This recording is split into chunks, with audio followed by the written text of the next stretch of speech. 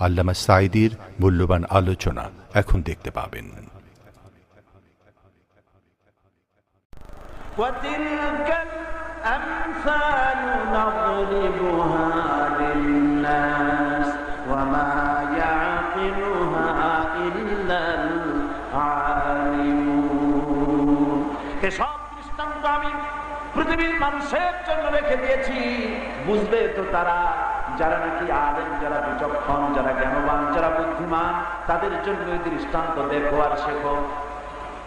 সুতরাং আল্লাহর সঙ্গে যারা বিরোধিতা করল, বিদায় হয়ে গেল।